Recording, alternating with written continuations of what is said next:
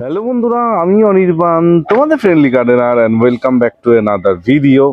তো বন্ধুরা, শীত তোমাদের ওখানে কিরকম আছে জানি না, আমাদের এখানে একটু বেলা বাড়লেই বেশ ভালোই গরম লাগে। ইভেন গতকালকে আমি কলকাতার দিকে একটা কাজে গেছিলাম, তো সেইখানে জ্যাকেট পরে যে কি কষ্ট হয়েছে যে কি বলবো, মানে প্রচণ্ড গরম লাগছিল। আর যত গরম পড়বে সেই এফেক্টটা শুধু আমাদের মধ্যে না, আমাদের গাছেদের ওপরও কিন্তু আস্তে আস্তে পড়বে।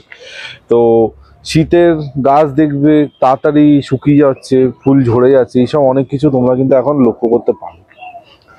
তো আজকে যে বিষয়ে কথা হতে চলেছে, এটা মানে কি বলবো, মানে মোস্ট ডিমান্ডিং। এই কদিনে প্রচুর দিদিরা দাদারা আমাকে মেসেজ করেছে, ফোন করে কথার পরিপ্রেক্ষিতে এই কথাটা জিজ্ঞেস করেছে। তা আমি ভাবলাম যে না, এই জিনিস নিয়ে কিছু করা যেতে পারে। কি ব্যাপারে কথা হতে চলেছে, এতক্ষণ তোমরা তো থাম্বনেল টাইটেল দেখে নিয়েছো, আর সেটা দেখেই ক্লিক করেছো। একদম ঠিক, বোগেনভেলিয়ার মাটি। বোগেনভেলিয়ার মাটি বানানো নিয়ে আজকে ভিডিওটা হতে চলেছে। আর যেমনটা তোমাদের কিছুদিন আগে গরমের মাটি দেখিয়েছিলাম, এবার তো সেই ভিডিওতে অনেকে আমাকে কমেন্ট করেছিল যে অনির্বাণ, এই মাটিটাই কি বোগেনভেলিয়া গাছ বসানো যাবে, অনেকে জিজ্ঞেস করেছে। আর যখন সেই কোশ্চেনটা একাধিক মানুষজন জিজ্ঞেস করছে, তো ভাবলাম যে এর উপর কেন না একটা ভিডিওই হয়ে যায়। দেখো, একটা কথা তোমাদের বলি, বোগেনভেলিয়ার মাটি, যেই মাটিটা আমি দেখেছি সেই মাটিতে কিন্তু বোগেনভেলিয়া গাছ বসানো যেতেই পারে, কোনো অসুবিধা নেই। ঠিক আছে, ডিকম্পোজ করা মাটি যদি দাও খুব ভালো। কিন্তু এখানে ব্যাপারটা বুঝতে হবে যে আমি কোন গাছটা ওই মাটিতে বসাবো। যদি একটা গাছ, এমন গাছ আমি নিলাম যেই গাছটার বয়স বেশি না, একদম নতুন গাছ, সবে গ্রাফটিং করা হয়েছে, ধরো দুটো ডাল বেরিয়েছে বা দুটো পাতা বেরিয়েছে, সেই গাছটা নিয়ে যদি আমি এখন ওই রকম একটা মাটিতে বসাই, ডেফিনেটলি গাছটায় অনেক রকম সমস্যা, অনেক রকম ঝামেলা হতে পারে। মানে হবেই এটা বলছি না, হতে পারে। আবার সেই জায়গায় দাঁড়িয়ে যদি একটা ম্যাচিওর গাছ, একটা ভালো ম্যাচিওর গাছ যদি আমরা ওই মাটিতে বসাই, তাহলে ওই মাটিটা কিন্তু খুব ওই গাছের জন্য ভালো হবে, গাছটা ভালো গ্রো করবে, সুন্দর হবে। তো সব থেকে সেফ আমি যেটা বলবো যে বোগেনভেলিয়া মাটি, সেটা কিভাবে বানানো যাবে যাতে কোনো গাছেরই কোনো রকমের সমস্যা হবে না, তোমরা A to Z মানে গাছ বসাতে পারবে এই মাটিতে। ঠিক আছে, সেই রকম একটা মাটির কথা বলবো, কারণ অনেক বন্ধুরা আমাকে বলো যে বোগেনভেলিয়া গাছ বসানোর পর মরে যায়। ঠিক আছে, এটা কেন হয়? তো সেটা একমাত্র হওয়ার কারণ হচ্ছে তোমাদের যে তোমরা মাটিটা ব্যবহার করছো সেই মাটির জন্য। বোঝা গেছে? তো বোগেনভেলিয়ার মাটি একদম, আমি যেটা বলবো, একদম প্লেন মাটি বানাও। কোনো রকমের খাবার দাবার প্রথমে দিতে যাবে না। গাছ যখন আস্তে আস্তে গ্রো করবে, গাছ ডেভেলপ করবে, গাছে নতুন ব্রাঞ্চ আসছে, পাতা আসছে, দেখে বুঝতে পারছো গাছটা বড় হয়েছে, তখন কি আমরা খাবারটা অ্যাড করব। তার আগে কিন্তু আমরা বোগেনভেলিয়া গাছে কোনো রকমের খাবার দেব না। এটা আমার একটা টেকনিক, যেটা যেইভাবে আমি গাছগুলো বড় করি। গাছ একবার বড় হয়ে গেল, ম্যাচিওর হয়ে গেলো, তারপর তুমি যা খুশি দাও। ঠিক আছে, তা এবার দেখো বোগেনভেলিয়া মাটি কি করে বানাতে হবে। সেটা হচ্ছে তিনটে উপাদান আমরা এখানে ব্যবহার করব। এক হচ্ছে নর্মাল গার্ডেন সয়েল, দুই হচ্ছে লাল মোটা বালি, আর তিন হচ্ছে ভার্মি কম্পোস্ট বা গোবর সার, যেটা তোমাদের কাছে অ্যাভেলেবেল থাকবে সেটা। আমি ভার্মি কম্পোস্ট ইউজ করি, কারণ আমার এখানে ভালো গোবর সার পাওয়া যায় না।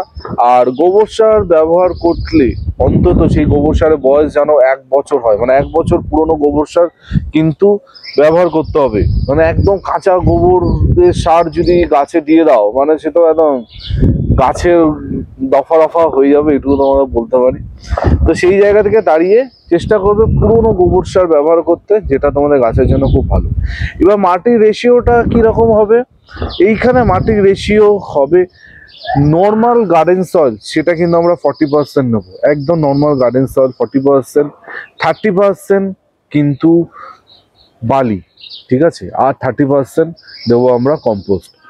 যে বালিটা এখানে ব্যবহার করবে সেই বালিটা কিন্তু মোটা লাল বালি ব্যবহার করবে। অনেকে আমাকে জিজ্ঞেস করে, দাদা লাল বালি পাওয়া যায় না, সাদা বালি ব্যবহার করতে পারি? করা যেতে পারে, কোনো অসুবিধা নেই। তাহলে সেই ক্ষেত্রে তোমাদের একটুখানি বালির পার্সেন্টেজটা কমিয়ে দেবে, মানে 25% দেবে। ঠিক আছে, আর মাটিটা একটু বাড়িয়ে দেবে। সেটা তোমাদের মাটি দেখে মাটি বুঝে তোমাদের কিন্তু ওটা জিনিসটা করতে হবে, বুঝে গেছে? তো এই আর বাকিটা আমরা কম্পোস্ট ব্যবহার করবো, মানে 40-30-30, 40% মাটি, 30% বালি, 30% কম্পোস্ট, একদম সিধা হিসাব।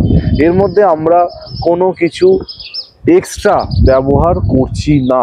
কিন্তু কেউ যদি মনে করে যে আমি এর মধ্যে কিছু দেব, তো তোমরা সিঙ্গেল সুপার ফসফেট যদি একটা ধরো কি বলি 8 ইঞ্চি মাপে তুমি মাটি তৈরি করো, তাহলে হাফ চামচ সিঙ্গেল সুপার ফসফেট আর তার সঙ্গে অবশ্যই 1 মুঠো নিমখোল মেশাতে পারো, কোনো অসুবিধা হবে না। কিন্তু আর কিছু খাবার দেওয়ার দরকার নেই, মানে হাড়ের গুঁড়ো, শিংকুচি, আরো বিভিন্ন রকম খাবার, এগুলো প্রথমে আমরা দেবো না। এগুলো আমরা মিক্স খাবার হিসাবে 1 মাস 45 দিন পর এই গাছে অ্যাড করব, বোঝা গেছে?